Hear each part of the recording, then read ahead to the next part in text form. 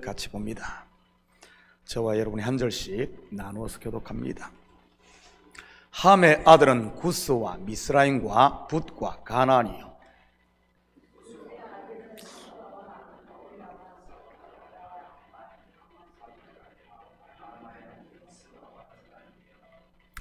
구스가 또 니므롯을 낳았으니 그는 세상의 첫 용사라.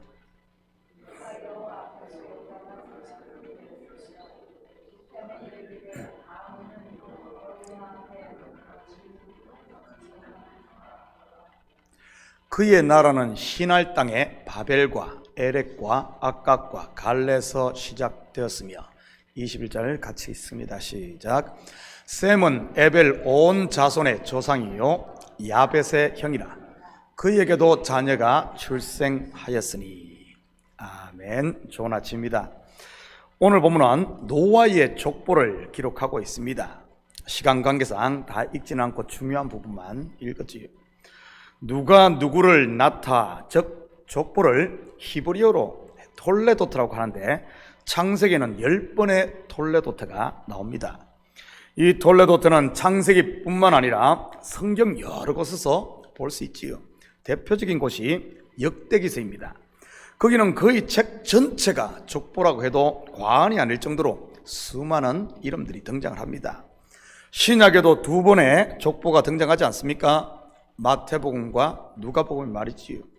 마태복음에는 아브라함부터 예수님까지, 그리고 누가복음에는 예수님으로부터 시작을 해서 역으로 아담을 넘어 하나님까지 말이지요. 성경에 나오는 이 족보는 주로 한 사건과 또 다른 사건을 이어주는 이런 역할을 합니다. 보통 우리는 이런 족보가 나오면 빨리 넘기고 싶은 충동을 받고요. 왜냐하면 이름들이 읽기도 힘들 뿐만 아니라 계속 똑같이 반복되니 말이지. 그런데 족보를 읽다 보면 중간중간에 일정 분량을 할애 특별한 설명을 덧붙이는 경우가 있습니다. 그런 경우는 대부분 다음에 이어질 내용에 복선을 까는 경우나 아니면 구속 역사에 특별한 의미가 있는 경우들이 대부분입니다. 오늘 우리가 읽은 본문도 그런 경우이고요. 이러한 사실을 염두에 두고 오늘 본문을 공부해 보도록 하겠습니다. 먼저 노아의 아들은 셈과 함과 야벳입니다. 그런데 오늘 족보에는 야벳의 족보부터 소개를 하고 있지요. 그 다음에 함의 족보를, 그리고 마지막에 셈의 족보를 소개합니다. 아마 이것은 12장의 셈의 후손인 아브라함을 염두에 두었기 때문인 것 같습니다. 덜 중요한 것을 앞으로, 더 중요한 족보를 뒤로 말이지요. 그래야 다음 장에 자연스럽게 이어지니까요. 오늘 본문 6절입니다. 함의 아들은 구스와 미스라임과 붓과 가나안이요. 아마 여러분에게 좀 익숙한 이름들일 겁니다. 구스는 아프리카 지역을, 미스라임은 애굽을, 붓은 지금의 리비아를, 그리고 가나안은 다들 아시는 성경의 중심을 이루는 약속의 땅을 말하는 것이고요. 8절과 9절입니다. 구스가 또 니므롯을 낳았으니 그는 세상의 첫 용사라. 그가 여호와 앞에서 용감한 사냥꾼이 되었으므로 속담에 이르기를 아무는 여호와 앞에 니므롯같이 용감한 사냥꾼이로다 하더라. 지난 새벽에 살펴보았듯이 함은 율법으로 돌아간 사람을 대표합니다. 그의 대표적인 후손인 니므롯은 그의 열매를 말하는 것이고요. 니므롯을 통해 율법으로 돌아간 사람에게 맺히는 열매가 무엇인지 보여주는 것이지요. 먼저 니므롯이란 이름의 뜻은 히브리어 마라데에서 온 단어로 반역하다, 배역하다, 높은 사람이라는 이런 뜻입니다. 그 이름에서부터 하나님을 대적하고 있음을 우리는 보게 됩니다. 그리고 그를 세상의 첫 용사요, 여호와 앞에서 용감한 사냥꾼으로 소개를 하네요. 무슨 말입니까? 성경에서 말하는 용사라는 이 의미는 자기 힘으로 사는 사람을 일컫는 말입니다. 사냥꾼도 마찬가지인 것이고요. 자기 힘으로 산 에서도 사냥꾼이었지 않습니까? 혹시 여러분 가운데 용사요, 사냥꾼으로 사는 사람은 없습니까? 모든 것을 내 힘으로 하려고 하는 분들 말이지요. 심지어 하나님의 교회까지도 내 맘대로 하려고 하는 분들 말입니다. 목회를 하다 보면 가끔 그런 분들을 만나게 됩니다. 자기 뜻대로 해야 직성이 풀리고 언제나 대장이 되려고 하는 분들 말입니다. 우리는 보통 그런 분들을 보면 성격 탓이라고 생각하기 쉽습니다. 그런데 사실은 성격 탓이 아닌 영적으로 보면 육신의 생각에 져서 그런 겁니다. 다시 말해 율법의 종로로 닦고 있기 때문에 말이지요. 사람이라면 누군들 마음대로 하고 싶은, 대장이 되고 싶은 마음이 왜 없겠습니까? 선악과를 따먹고 하나님과 같이 되겠다던 아담과 하와의 죄성이 있는 인생에게는 누구나 더 높이 올라가 대장이 되고 싶어하는 것은 너무나도 당연한 것입니다. 그런데 이러한 육신의 소욕을 쫓지 않고 영의 생각을 쫓는 사람이 바로 성도인 겁니다. 그러지 않고 육신이 끄는 대로 끌려가면 우리의 마음이 옥토가 아닌 쑥대밭이 되는 것이고요, 가라지만 자라는 그런 밭 말입니다. 그게 성경에서 말하는 길가요, 돌밭이요, 그리고 가시밭인 것이고요. 그렇지만 영으로서 육신의 소욕을 이기게 되면 어떻게 될까요? 바로 성령 충만한 영의 사람이 되어 하나님의 은혜와 평강을 누리게 되는 것입니다. 그리고 그 속에 아들의 열매를 맺는 것이지요. 나를 통해 내가 드러나는 것이 아니라 그리스도의 영광, 하나님의 은혜가 드러나는 것 말입니다. 저는 우리 성도님들이 육에게 지지 않고 영으로 육을 이김으로 이런 성령 충만을 받아 풍성한 열매가 있는 삶을 사시기를 주님의 이름으로 축복합니다. 그리고 여기서 여호와 앞이라는 말은 여호와의 맞은편이라는 뜻으로 하나님과 대적하고 있다는 말입니다.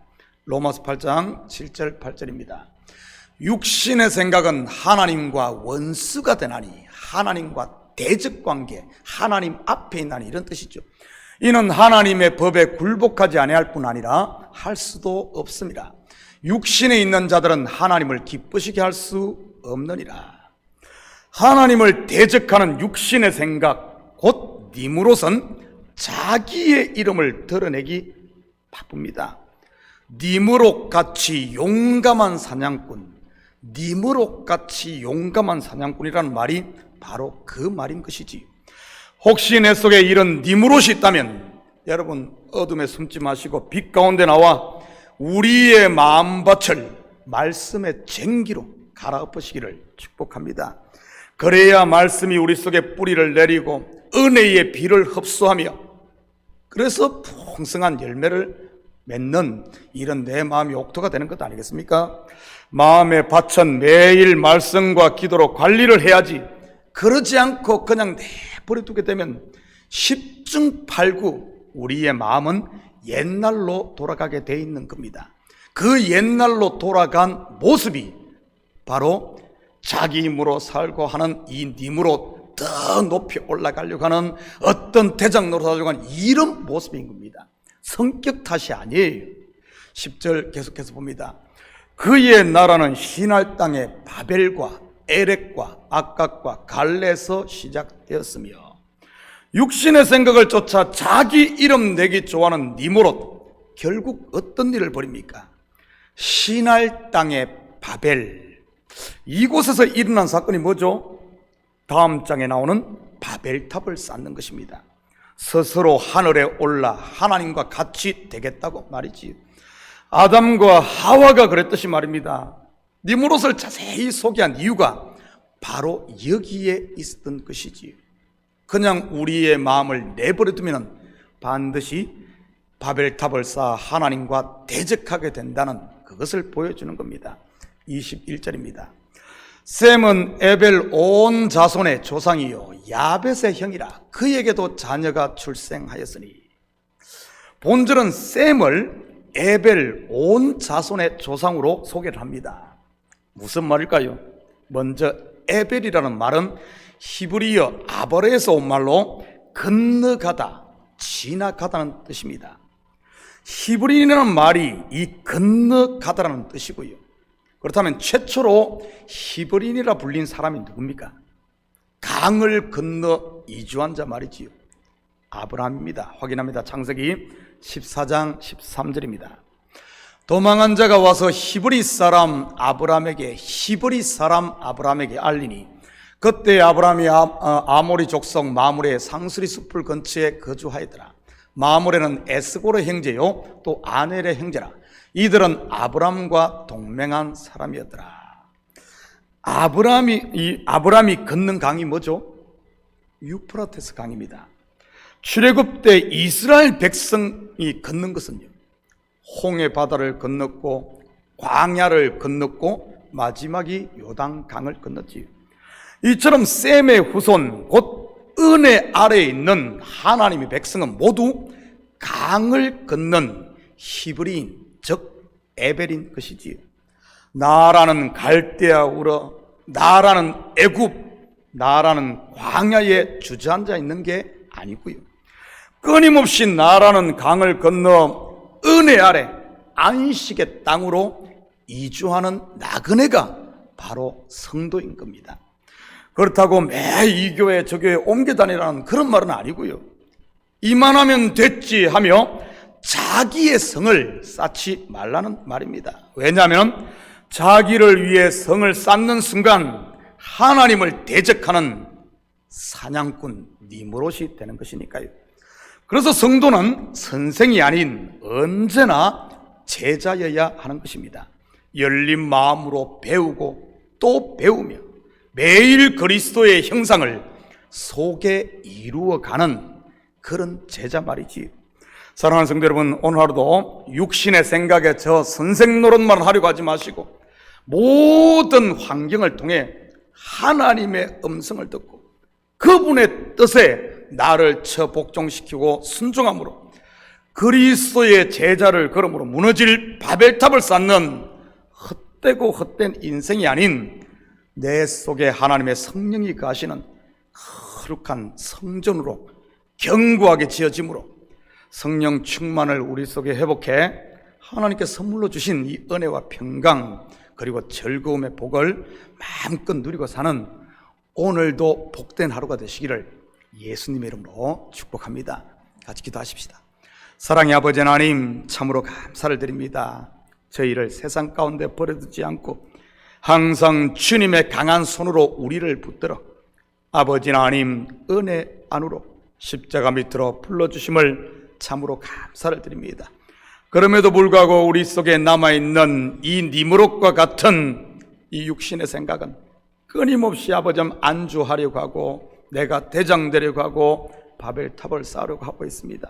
하나님, 우리 한 명 한 명이 부지런한 농부가 되어져 아버지는 우리 속에 사단이 뿌린 가라지가 자라지 못하도록 항상 깨어있는 저희들 되게 하시고 우리 성도들 속에는 아버지 하나님 성령의 아버지 하나님 충만함을 통해 하나님의 말씀의 아버지 하나님 곡식이 잘 자라 은혜로다 은혜로다 하나님이 주신 평강을 누리며 아버지 하나님 온 성도들이 하나 되어져 성전으로 지어져 가는 저희들 되게 도와주시옵소서.